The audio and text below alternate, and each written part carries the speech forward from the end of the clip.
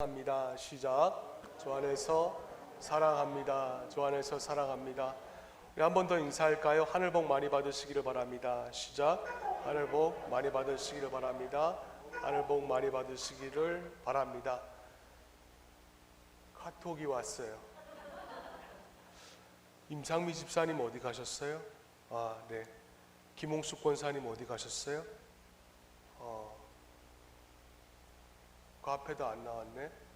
네, 오늘 올 스승의 주일이라 그래가지고 스승 만나러 갔나 봐요. 네, 감사합니다. 다은 자매 어디 있나요? 다은 자매 어디 있죠? 어디 갔어요? 스승 만나러 갔어요? 방금 보였는데. 자, 오늘 이 말씀은 제가 좀 싱글들에게 좀 전하고 싶은 말씀입니다.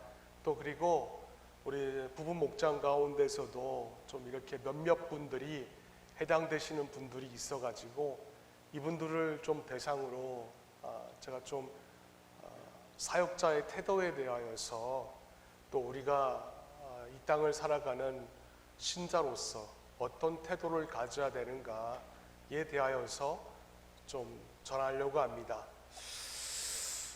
우리는 지금 계속해서 지금 로마서를 보고 있어요. 근데 이제 다다음 주면은 로마서 한 챕터를 이제 끝낼 것 같습니다. 그래서 오늘 우리가 이제 25절까지를 이제 살펴보는데요. 이제 로마 가정교회에 보내는 편지를 지금 바울이 마감을 합니다. 마감을 하면서 지금 이제 인사말을 쓰고 있습니다. 우리가 오늘 이제 이 인사말에서 제가 지금 목소리가요 큰지 작은지 지금 구분이 지금 안 돼요. 스피커가 이렇게 제 앞쪽으로 이렇게 설정이 되어 있기 때문에 여러분께서 좀 알아서 들어주셨으면 좋겠어요. 이제 이 인사말에서 우리가 앞으로 이제 자기가 해야 될 어떤 목표 두 가지를 바울이 전달합니다. 그리고 난 다음에 이제 바울이 이제 자신의 삶의 목표를 위하여서 로마 교인들에게 부탁하고 싶은 얘기가 있습니다. 그게 몇 가지냐면 두 가지예요. 두 가지를 전달하고 그러는데 우리가 오늘 본문을 통하여서 발견해야 될 것은 우리 모두가 다 전도자입니다. 때문에 전도자로서 또 우리 모두가 다 제자인데 예수 그리스도의 또 제자로서 그리고 우리가 모두가 다 신자인데 또 신자로서 어떤 태도를 가져야 되는지를 우리가 오늘 본문을 통하여서 좀 중점적으로 살펴보려고 그럽니다. 때문에 오늘 우리는 제자라고 또 성도라고 또 신자라고 불리움을 받는다면은 우리가 앞으로 남은 삶을 어떤 태도로 살아야 되겠는가? 좀 이 점을 우리가 본문을 통하여서 살펴볼 것이고 그 다음에 우리의 남은 삶의 태도도 어떻게 좀 가져야 되는가?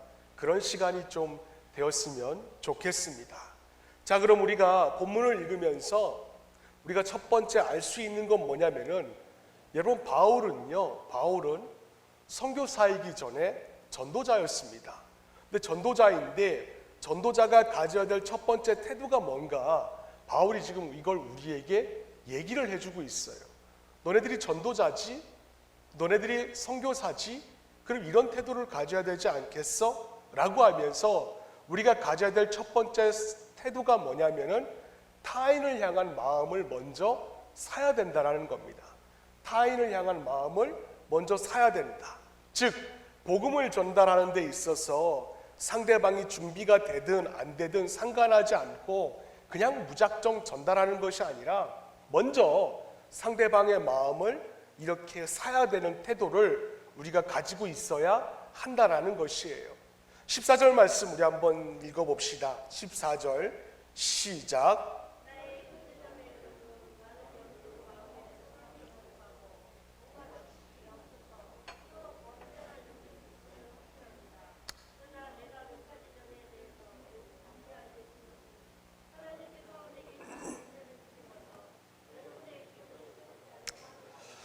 여러분 우리가요 이 편지죠. 이게 지금 로마 가정교회 교인들에게 기록한 편지인데 이 편지는요 바울이 지금 거의 말년 부분에 쓰여진 편지입니다.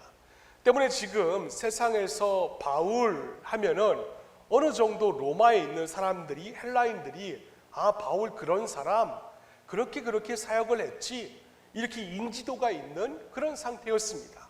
자, 그런데도 불구하고 여러분, 우리가 주목해야 될 게 바로 오늘 이 14절인데, 바울이 로마 교인들에게 쓰고 있는 이 글을 우리가 좀 눈여겨볼 필요가 있다라는 거예요. 여러분, 그 맨 앞에 뭐라고 기록되어 있습니까? 맨 서두에 나의 형제자매 여러분, 그리고 여러분 마음에 선함이 가득하고 또 뭐라고요? 온갖 지식이 넘쳐서. 여러분, 바울이 지금 굳이 이렇게 표현 안 해도 됩니다. 굳이 이렇게 너네들 참 대단해, 너네들 온갖 지식이 넘치는 사람들이야, 이렇게 표현을 안 해도 되는데, 지금 바울이 이렇게 접근하는 걸 보면요, 지금 굉장히 따뜻하게 접근을 하고 있다라는 거예요. 사실 바울은 편지 초반에서는 이미 이자가 이런 말을 했거든요. 로마서 1장 8절 말씀에 보시면은, 나는 먼저 여러분 모두의 일로 예수 그리스도를 통하여서 나의 하나님께 감사를 드립니다. 그것은 여러분의 믿음에 대한 소문이 온 세상에 퍼지고 있기 때문입니다. 여러분, 로마 가정교회 교인들의 믿음이 온 세상에 퍼지면 얼마나 퍼졌겠습니까? 근데 바울은요, 이렇게 이야기를 하고 있어요. 진심으로 로마 가정교회의 교인들을 칭찬하고 있습니다. 그러고 난 다음에 오늘 15절 후반부에서도요, 하나님께서 내게 주신 그 은혜를 힘입어서 여러분의 기억을 새롭게 하려고 한 것입니다 라고 전달하고 있어요. 즉, 내가 여러분들에게 모르는 새로운 이야기를 하는 것이 아니라 여러분이 이미 다 알고 있는 이야기를 내가 지금 하고 있어요. 이러면서 이렇게 자신은 로마 안에서도 인지도가 높은 사람임에도 불구하고 권위를 이렇게 먼저 내세우지 않고 상대방을 세워주면서 공손하게 이렇게 전도자로서 접근을 하고 있다라는 것이에요. 여러분, 이렇게 사람을 대하는 이런 태도가요, 바울이 가지고 있는 첫 번째 태도이고, 그리고 이 첫 번째 태도가 바로 사도 바울을 성공하게 만든 요인이 아닌가, 많은 주석가들이 그렇게 이야기를 하고 있습니다. 저는요, 이 말씀을 묵상하면서 이 태도가, 바울의 이 태도가 저도 물론 가져야 됩니다. 제가 먼저 가져야 되고, 그리고 여러분들도 이 태도를 배워야 될 것 같습니다. 왜냐하면 우리가 무엇을 하든지 간에 또 교회의 본질인 영혼 구원하기 위해서는 우리가 가장 먼저 해야 될 게 뭐냐면은 상대방의 마음을 먼저 사야 하기 때문에 그렇습니다. 그렇죠? 그렇게 해야 상대방은 말하고 있는 우리의 호감을 가질 수가 있습니다. 때문에 영혼 구원을 하는 우리가 반드시 알아야 되는 게 뭐냐면은, 우리는 정말 세상 사람들이 여러분들 한 명 한 명 각자를 바라볼 때마다, 야, 저 사람 좀 내가 알지 못하는 매력이 좀 넘치는데, 이렇게 돼야 됩니다. 그래서 목장에 초대하는 것도 그래요. 보면은 VIP를 만나잖아요.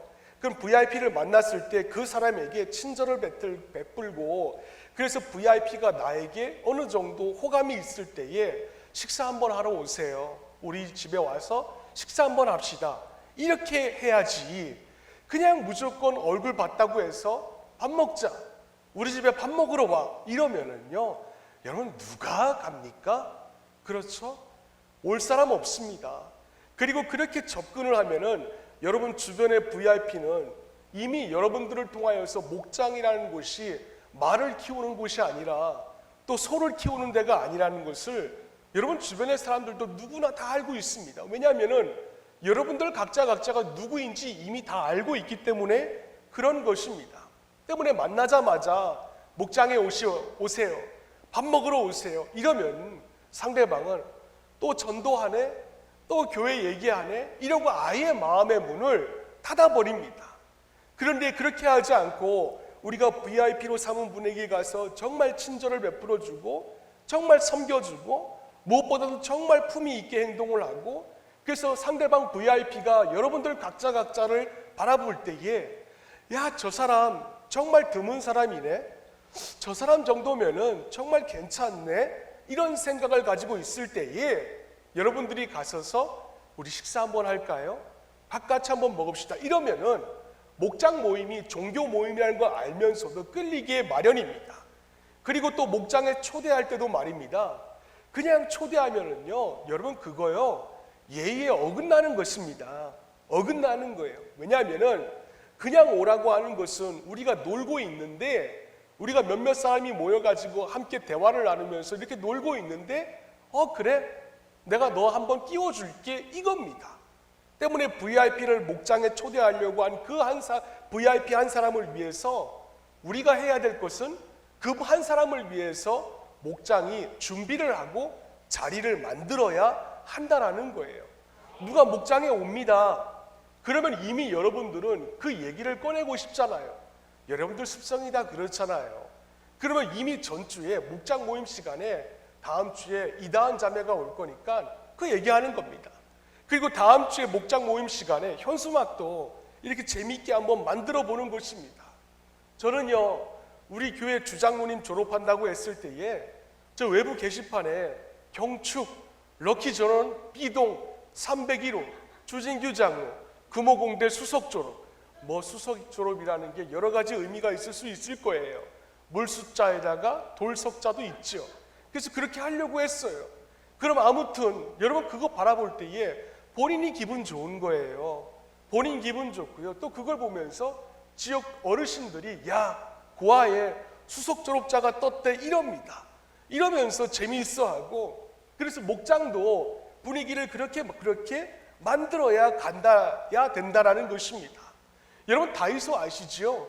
다이소에 가시면은요, 이렇게 머리에 꽃갈 모자가 파는데 그거 하나에 450원입니다. 그거 하나 사가지고 목원들 다 머리에 씌우게 하고 VIP 이렇게 올 때 정말 환영하고 그래야지. 또 어떤 목장에서는요, 제가 가만히 보면은 이렇게 VIP를 초대를 하면은요, VIP들의 얘기를 하는 게 아니라 자기 자신 얘기를 그렇게 많이 하신대요. 이번에 내 자식이 어디에 취직됐어. 이번에 내 아들이 어디에 취직됐어. 내 딸이 어디에 취직됐어. 여러분 이런 얘기는요, 취직되지 못한 VIP에게 상처 주고요, 그때는 모든 대화의 초점이 다 무너지고 마는 것입니다. 때문에 가장 중요한 거는 VIP가 오면은 VIP에게 초점을 맞추는 거예요. 그러면서 우리에 대한 얘기를 나누어 주고, 그러고 난 다음에 목장에 오라 그러면은 상대방은요, 아, 목장이 괜찮은 데구나, 이렇게 생각을 갖고 다음에 또 오게 되고, 그 다음에도 오게 되고, 또 그 다음에도 오게 되는 것입니다. 그래서 우리는 상대방의 마음을 사기 전에는 절대로 우리의 메시지가 들어가지 않는다라는 것을 알아야 되는 것이에요. 그리고 또 여러분의 목장이 부흥하기를 원한다면 말이죠, 여러분들의 목장의 매력 포인트가 뭔가라는 것쯤은 한번 좀 새겨볼 필요가 있는 것 같습니다. 여러분 입장을 한번 바꿔서 한번 생각해 봅시다. 여러분이 VIP예요. 여러분이 VIP인데 그럼 그냥 하루 저녁 초대하는 거, 하루 저녁에 밥 먹으러 오라는 거, 그거 괜찮습니다. 그 부담 없이 가요. 왜? 그냥 갔다가 생각 없이 오면 되기 때문에 그래요. 근데 그게 아니고 내가 이 목장을 계속 다녀야 된다라는 그런 이유가 생기려면은 VIP가 여러분 목장을 바라볼 때에 내가 왜 이 목장을 매주 와야 되는가? 이 생각을 여러분들이 가져봐야 되는 것입니다. 뭔가 매력이 있어야 할 것 아니에요. 제가 주중에 이렇게 칼국수 집에 갑니다. 다미 칼국수 집에 갑니다. 그럼 다미 칼국수 집에 가는 이유는 그 집 사장님이 저의 취향을 알아요. 그래서 가면은요, 제가 먹고 싶은 면으로 조리를 해주셔서 저에게 맞추어서 해줍니다. 그렇죠? 제가 먹기 싫어하는 면인데 제가 좋아하는 면은 오동통하고 굵은 면이거든요. 그런데 실면으로 해주면은 전 그 다음부터 안 갑니다. 무슨 말이냐면은 뭔가 매력이 있어야 된다는 거예요. 때문에 우리가 생각해야 될 것이 있습니다. 뭐냐면은 VIP 입장에서 여러분 목장을 왜 와야 되는가라는 것이에요. 우리 목장만이 가지고 있는 매력 포인트가 뭐냐라는 거예요. 여러분 그거 한 가지 정도쯤은 좀 인지를 하고 넘어가야 되지 않겠습니까? 그리고 그 매력 포인트를 우리도 만들려고 좀 노력을 해야 됩니다. 그럼 어떤 게 매력이 될 수가 있을까? 제가 보기에는요, 아름답고 화목한 가정의 모습을 만들면 그건 분명한 매력이라고 봅니다. 그게 가장 기본이고요, 그게 가장 분명한 매력이에요. 우리는요, 누구든지 간에 다 그렇습니다. 내가 바라고 내가 그리워하는 집안 분위기가 다 있어요. 가정에 가면은 엄마 아버지가 있고 무슨 말을 해도 내 이야기를 들어주시는 내 아버지, 그리고 그 형제들끼리 정말 이렇게 화목하고, 그 다음에 형제들끼리 부인들끼리 이렇게 서로 너무너무 사이가 좋고, 그래서 가족 모임은 정말 즐겁고 따뜻하고 막 가면은 웃음꽃이 피고, 이런 가정을 우리는 다 꿈꾸고 있습니다. 그렇죠? 이런 가정 분위기를 원치 않는 사람이 세상에 누가 있겠습니까? 그런데 어느 VIP가 목장에 이렇게 딱 들어왔어요. 근데 정말 그 목장의 하나하나가 정말 자신이 꿈꾸었던 그런 가정의 모습이었다? 그러면은 그 목장은 정말 매력이 있는 것입니다. 그러면은요, 오지 말라 그래도 그 VIP는요, 다시 오게 되어 있어요. 그런데 그런 가정의 모습은 사람이 많아야 만들어지는 것? 그거 아닙니다. 그거 아니고, 그런 가정 분위기를 만들기 위해서는 딱 두 가정만 있어도 충분히 만들 수가 있습니다. 그럼 그런 분위기를 만들려면은 여러분들과 제가 뭘 해야 되는가? 자신이 싫어했던 집안의 분위기가 있을 것입니다. 근데 그거 딱 안 하면 되는 것이에요. 내가 싫어했던 가정의 분위기, 그거 딱 안 하면은 그 목장은 매력 덩어리가 되는 것이에요. 그래서 그거 생각하지 않고 대신에 목자와 목장 식구가 같이 이렇게 한 마음이 되어서 힘을 이렇게 합한다면은 그런 분위기는 쉽게 만들어질 수가 있습니다. 그럴 때 우리가 초대하면은 VIP가 여기 한번 더 와봐야겠다, 계속 다녀봐야겠다, 그런 생각으로 변하게 되는 것이에요. 그리고 또 한 가지 필요한 게 있습니다. 뭐냐면은 그것은 어느 한 사람의 헌신으로만 행복한 목장이 이루어지는가? 절대로 그렇지 않습니다. 어느 한 개인의 헌신으로만 목장이 행복해지고, 어느 한 개인의 헌신으로 교회가 평안해지고, 절대 그렇지 않습니다. 과거에는 이 사람의 헌신으로 목장의 분위기가 좋아졌을 때가 있을 거예요. 그렇다면은 이제는 목장 식구 한 사람 한 사람이 가지고 있는 그 모습들이 모두가 다 매력적이어야 한다는 것이에요. 여러분, 이건 분명한 겁니다. 그럼 우리가 어떻게 매력적인 사람이 되는 것인가? 목장 할 때마다요, 가만 보면은 막 이렇게 브랜드 옷 입고, 이렇게 뭐라 그러죠? 똥 가방 들고, 그리고 또 뭡니까? 똥 옷을 입고, 온 몸이 다 똥덩어리예요.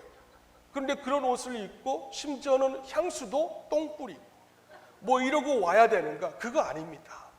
그렇다고 해서요, 제가 말씀드리는데요, 정말 목장 모임 할 때마다 막 이건 집에서 입는 옷인지 아니면은 뭐 목욕탕에서 입는 옷인지 구분 안 가는 그런 옷 입지 마시고요. 또 공장에서 일한 옷, 그것도 절대 입고 가지 마시고, 집에서 부엌 일을 하다가 고춧가루 막 여기 막 묻어가지고요, 그런 옷 입고도 가지 마세요. 특별히 우리 여기는 농사 짓는 분들이 있잖아요. 그래서 농사 짓다가 입고 간 그 복장 그대로 입고 가시는 그것도 곤란합니다. 분명히 그거는 필요한데, 그것보다 여러분이 분명한 신앙적인 가치관을 가지고 바른 신앙인의 모습으로 살려는 모습이 딱 있으면은요, 그런 세상 사람들이 여러분들을 바라볼 때에 거부할 수 없는 매력적인 모습인 것입니다. 바른 신앙을 가지고 좀 내가 신앙적인 모습으로 살려고 노력하는 그 모습 자체가 세상 사람들이 바라볼 때는 굉장히 매력적으로 보입니다. 사실 우리가 이런 선입견을 가지고 있어요. 우리가 굉장히 신앙적인 사람이 되면은 사람들이 또 직장에서 날 좀 싫어할 것 같아. 여러분, 이거 편견입니다.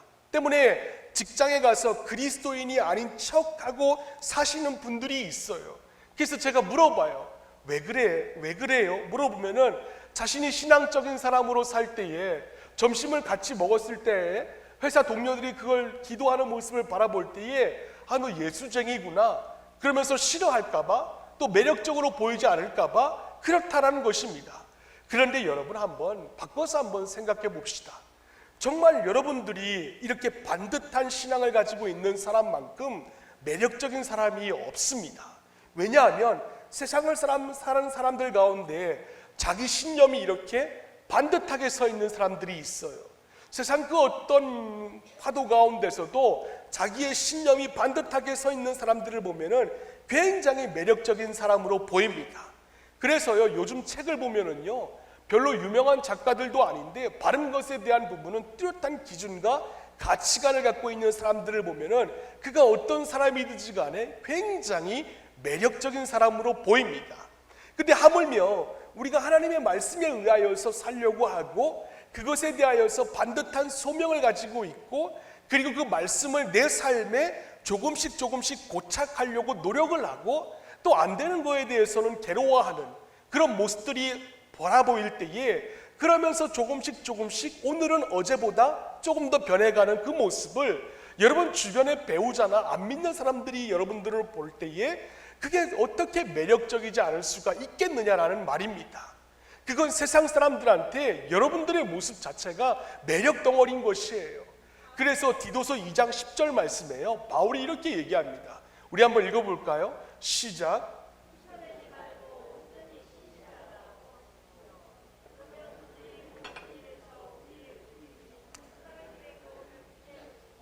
여러분 여기서 하나님의 교훈을 빛낼 것입니다 라는 그 문장에서 맨 마지막 절 빛낼 것이다 라는 저 단어가 뭐냐면은 코스메틱이라는 단어입니다.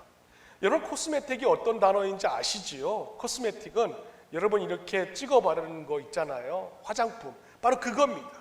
그래서 이 말씀의 의미가 뭐냐면은 이 말씀을 듣는 대상이 종들인데 정말 신부는 종일지라도 이렇게 일상 삶 가운데 일할 때에 반듯한 신앙을 가지고 살려고 노력하고 그래서 주인의 것을 이렇게 자기의 것으로 훔치지 않고 세상 가치관으로 살지 않고 주인에게 이렇게 복종할 줄 알고 그리고 성실하게 사는 그런 모습을 갖고 있으면 그러면 정말 여성이 이렇게 얼굴에다가 찍어 바르는 것처럼 화장품처럼 그렇게 하나님 앞에서 아름답게 빛날 거다. 그 말씀을 지금 바울이 하는 것이에요. 여러분 그렇죠. 왜냐하면 여러분 세상에 우리가 본받아야 될 아름다운 롤모델이 이 세상에는 없습니다. 때문에 인간이 어떻게 살아야 되는지를 세상 사람들은요 잘 몰라요.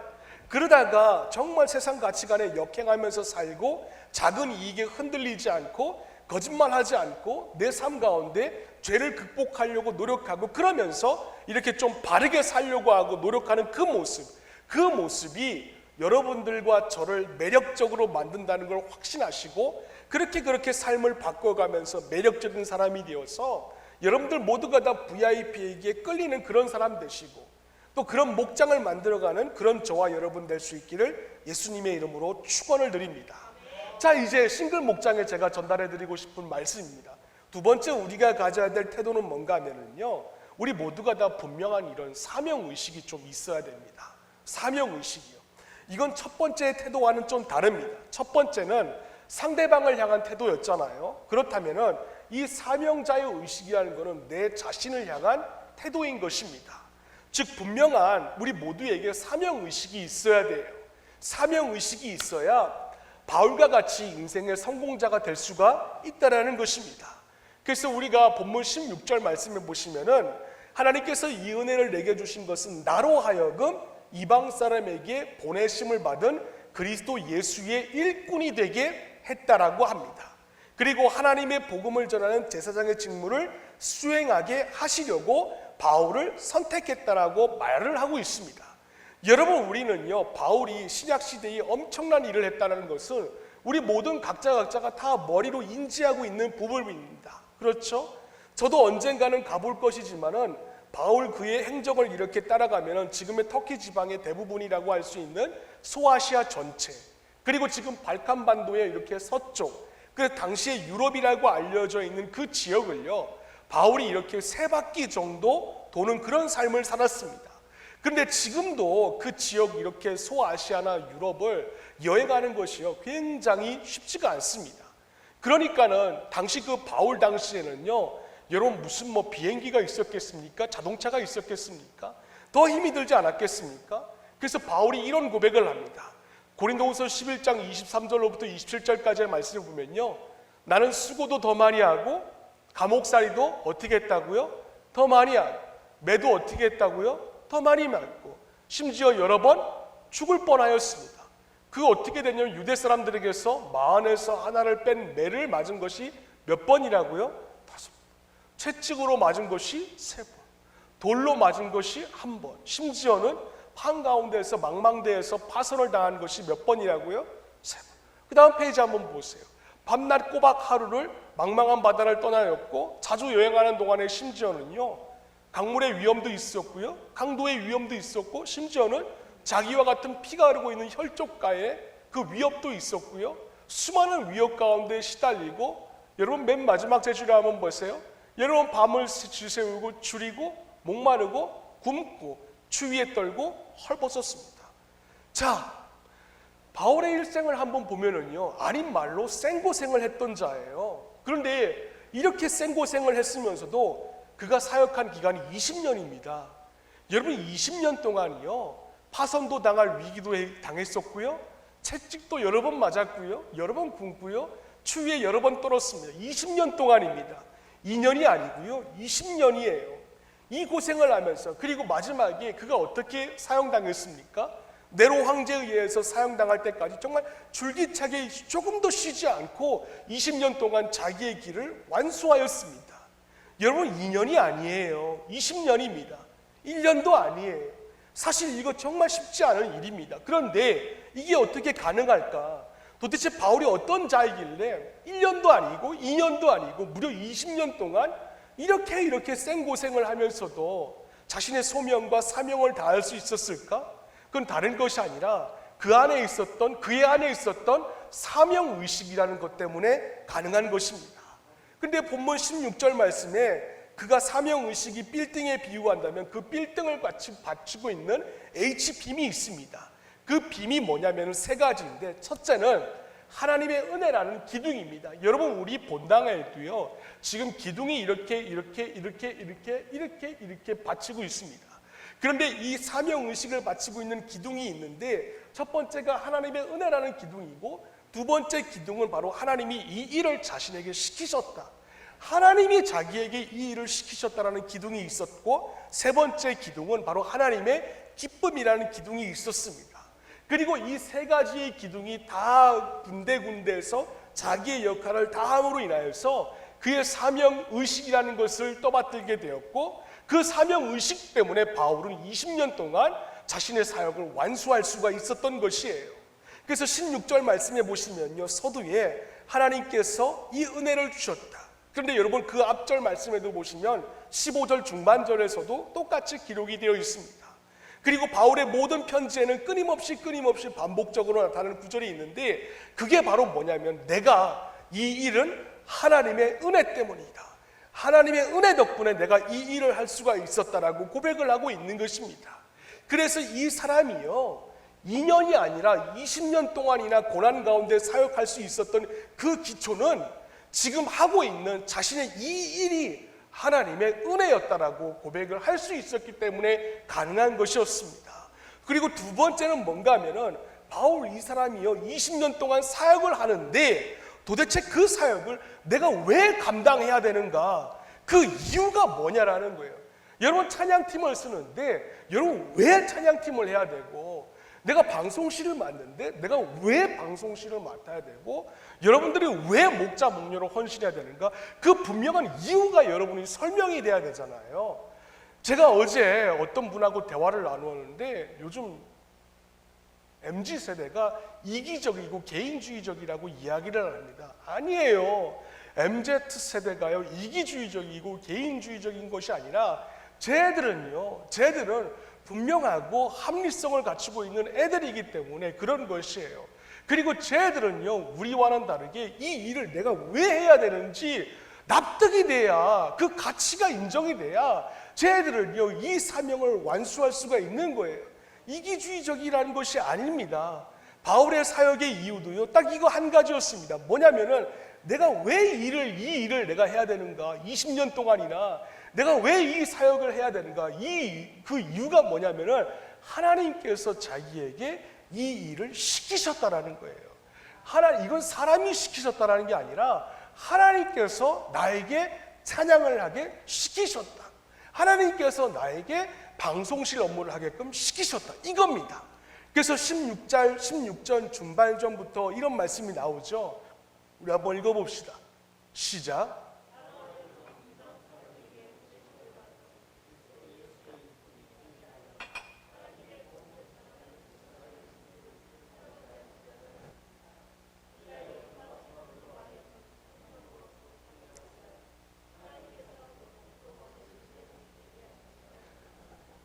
무슨 말씀이냐면요, 자기가 20년 동안 사역을 했잖아요. 바울이 1년하고 내팽개치고 2년하고 내팽개칠 수 있었는데, 바울이 20년 동안 사역을 했었던 그 동기부여가 뭐냐면은 이 일은 하나님께서 자기에게 시키셨기 때문이라는 것입니다.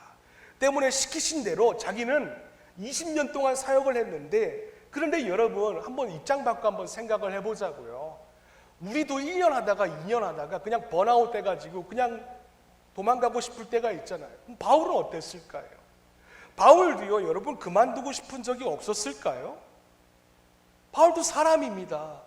하루에도 12번씩 그의 가슴 속에 사직서를 제출하고 싶은 마음이 있었을 것입니다. 또 그는요, 가말리엘의 문화였잖아요. 그 정도의 학벌이라면요, 이만한 자가 그 당시에 없었기 때문에 얼마든지 율법 교사로서 후배를 양성할 수 있는 그런 입장을 가질 수가 있었습니다. 하지만 그는 하나님이 자기에게 이 일을 시키셨다, 그거 한 가지 때문에 20년 동안 그렇게 끝까지 사도로 쓰임받을 수가 있었던 것이에요. 여러분, 이 인식이요, 대단히 우리에게 중요합니다.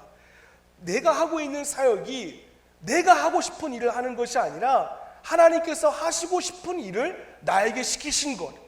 그래서 나는 하나님의 도구, 하나님이 시키셨기 때문에 나는 한다. 이게 이 사람의 사역하는 동기부여였다라는 것이에요. 여러분, 우리가 하고 있는 사역을 한번 돌아봅시다. 우리 교회는요, 중고등부 학생부터 교회에서 사역을 합니다. 근데 그 사역이 누가 시킨 것입니까? 어떤 분은 교회가 시키셨다라고 그래요. 또 어떤 분은 목사가 시켰다라고 그럽니다. 그런데 자신의 생각에 교회가 시켜서 또는 목사가 시켜서 사역을 한다고 생각되시는 분들은 꼭 나타나는 현상이 있습니다. 그게 뭐냐면요, 번아웃이. 그래서 번아웃이 되면은요, 기쁨이 없습니다. 사역에 대한 기쁨이 없기 때문에요, 다 내려놓고 싶습니다. 근데 교회를 보잖아요. 교회를 보면요, 또 내려놓기가 힘이 듭니다. 하지만 마음과는 달리 몸은 어떻게 됩니까? 점점 더 교회를 멀리합니다. 거리를 두죠. 그렇죠. 그리고 마음이 멀어지면 몸은 어디에 가 있습니까? 되도록이면 교회와 멀리 가 있습니다. 그래서 마음 멀어지면요, 몸도 멀어지는 게 크게 맞는 것 같습니다. 또 사역을 하지 않으면요, 하나님께서 분명히 아세요. 사역을 하지 않으시는 분들 계시는데요, 사역을 하지 않으시는 분들은 하나님께서 교회를 바라보시는 그 마음을, 애틋한 마음을 알 수가 없습니다. 그냥 편해, 그냥 나 가정에 충실할 거야, 편할 거야, 이 말은 하지만 여러분 한번 생각을 해보세요. 교회가요, 예수 그리스도의 몸입니다. 그런데요, 손이요, 손의 역할을 안 해요. 발이요, 발의 역할을 하지 않아요. 근데 그 몸을 여러분 우리가 살아있는 몸이라고 할 수 있을까요? 제가 전신마비 걸려봤잖아요. 그거는요, 시한부 인생입니다. 그래서 군중 속에 도망자가 되어버리고 마는 거예요. 근데 문제가 그러면은 또 문제가 뭐냐면은, 그렇게 하면은 마음이 편한가? 또 그렇지는 않습니다. 자꾸 주변하고 비교가 돼요.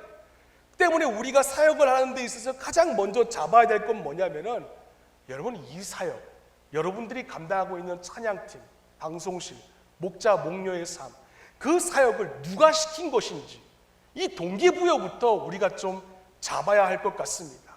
세 번째, 이 사람의 소명의식을 반듯하게 세워준 게 뭔가 하면, 그렇게 20년 동안 사역을 하면서 하나님의 기쁨, 그거 하나만 바라보고 20년 동안 참고 살았다는 것이에요.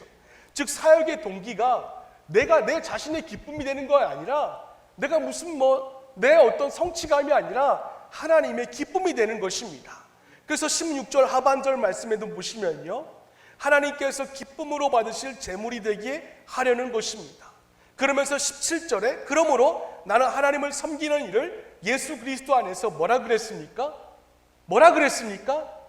자랑스럽게 생각합니다.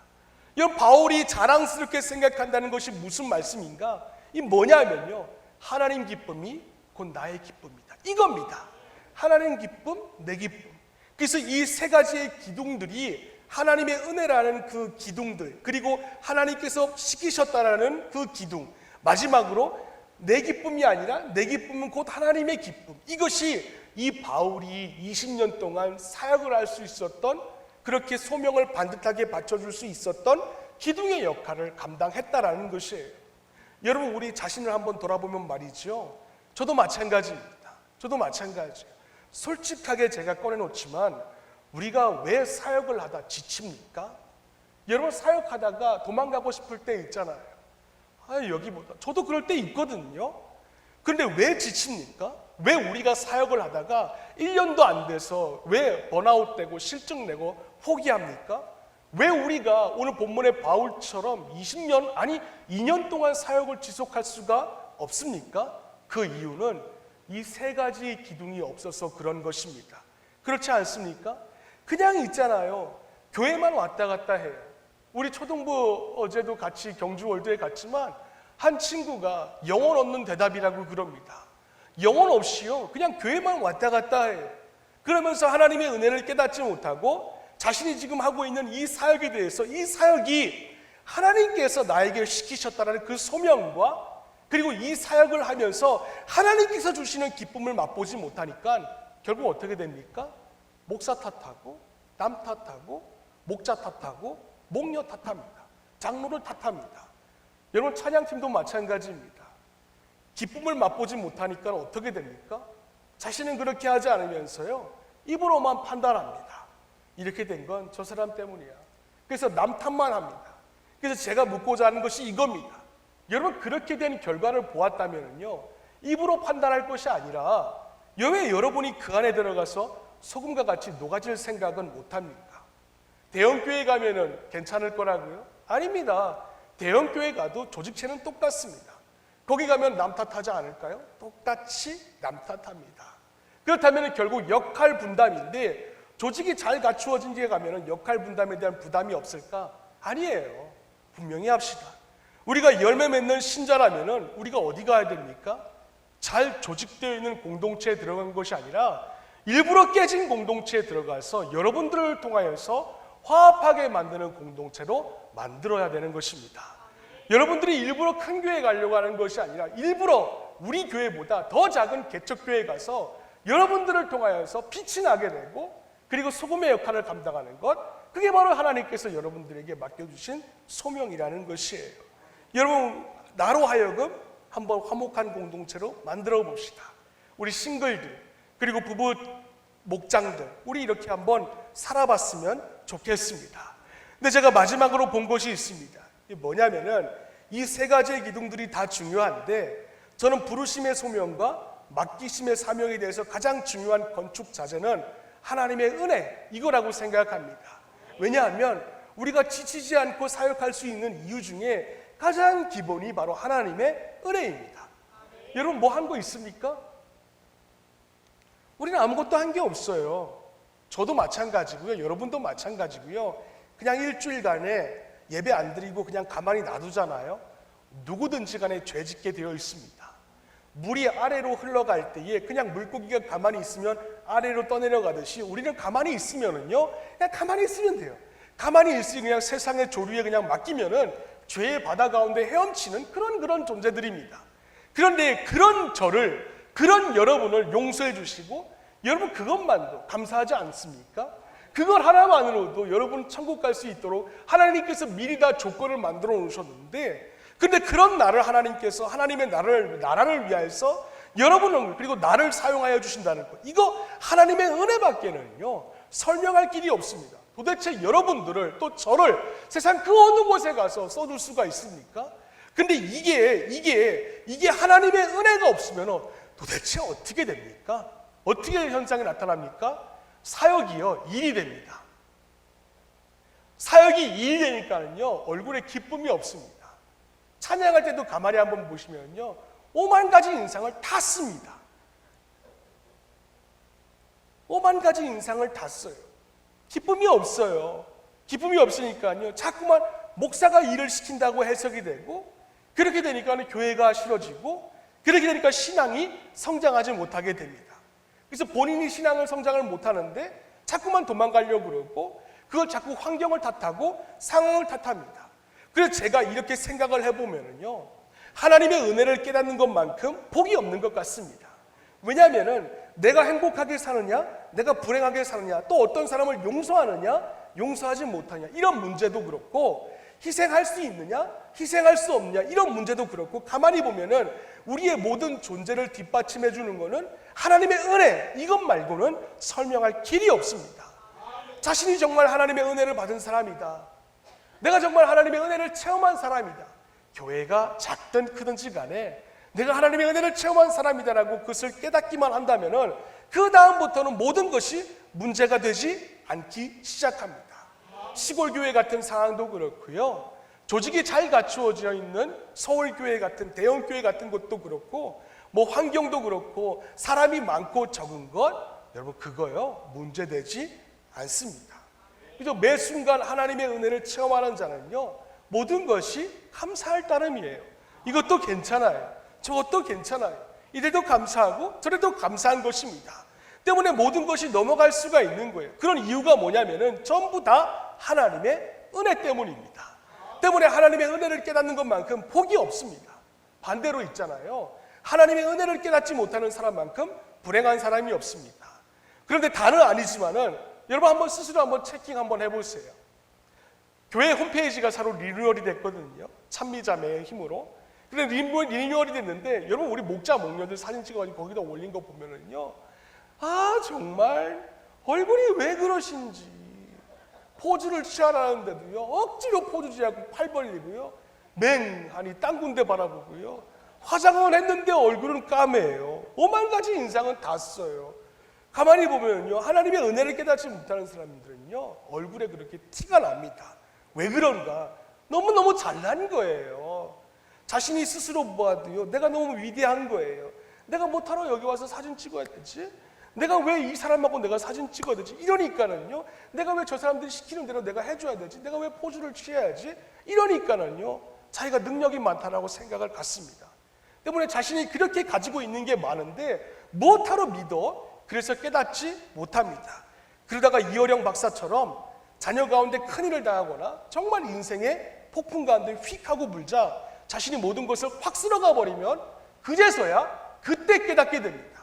그래서 조금 잘난 거는 재앙인 것 같아요. 재앙인 것입니다. 그래서 우리는 정말 하나님의 은혜를 깨닫는 그런 사람들이 되어야 될 것 같습니다. 바로 거기서부터 찬양팀도 출발해야 되고, 싱글들도 출발해야 되고, 우리 모든 목자 목녀들이 거기서부터 출발해야 되는 것 같습니다.